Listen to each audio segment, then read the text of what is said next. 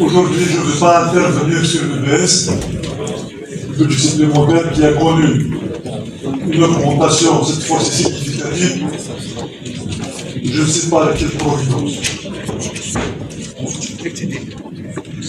Je voudrais, Monsieur le Wali, Monsieur le Président, donc je vais commencer mon intervention en abordant un secteur sensible qui est celui de l'habitat.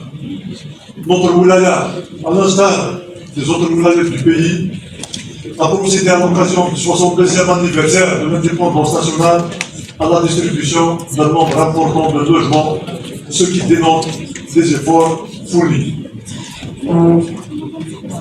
Toutefois, nous relevons le mécontentement d'une bonne partie de la population, des postulants qui n'en ont pas bénéficié au motif de l'application du seuil de 24 000 dinars. Alors que ce dernier n'est plus d'actualité, car suite aux dernières augmentations salariales, la rente mensuelle s'affiche aux alentours de 27 000 dinars pour les fonctionnaires les moins rémunérés. Beaucoup de citoyens se sont plaints de la rigidité observée quant à l'application de cette mesure au niveau de certains bailleurs. Les commissions n'ont même pas examiné ou étudié les dossiers des postulants concernés et n'ont pas pris en compte leur situation sociale, dont certains sont atteints de maladies lourdes, telles que la tumeur, et j'en connais des cas.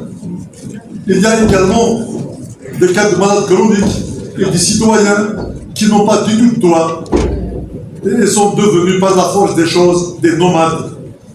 Ils cherchent des loyers moins chers ou être hébergés par des proches en attendant Rabbi Fargadero. Monsieur le Wali, Monsieur le Président, je ne comprends pas pourquoi le législateur a institué une commission de Daya si ce n'est pas pour prendre en charge ce genre de cas. La raison ou l'équité aurait voulu que ces dossiers soient examinés et traités au même titre que les autres, et puis la distribution se fera selon le mérite. Il m'a été donné de prendre connaissance de certains cas qui sont vraiment dans une situation lamentable. Il y a un demandeur de logement à Ouadilou qui a déposé son dossier depuis 1998 et qui touchait moins de 24 000 dinars avant les dernières augmentations.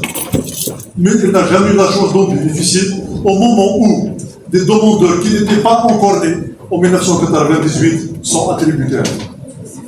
Il y a aussi un citoyen bénidouana atteint d'une tumeur dont son habitation est en ruine.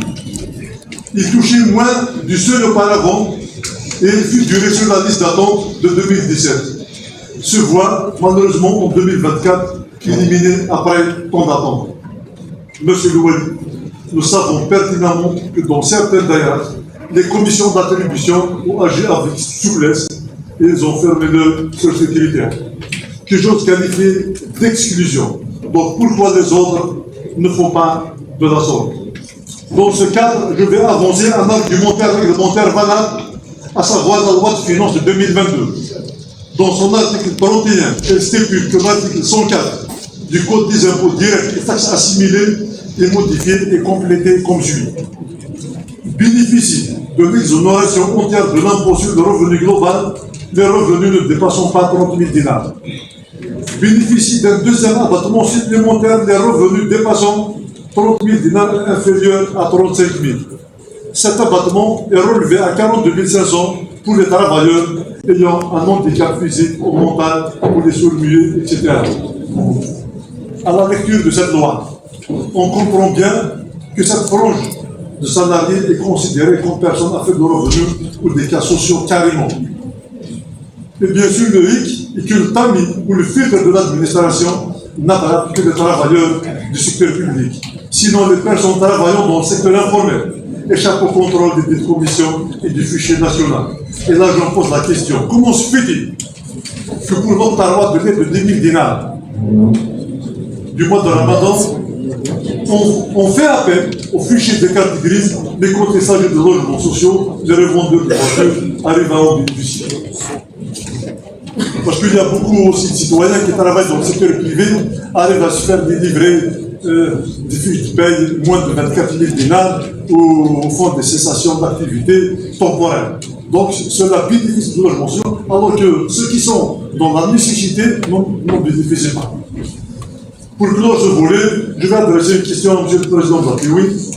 Pour quel objectif et pour quel motif la POI siège au niveau de la commission de recours du Wilaya, quand on sait que les attributions de cette dernière se limitent à éliminer les bénéficiaires provisoires qui sont dénoncés, alors que les remplacements se font sur la liste d'attente de l'ADR.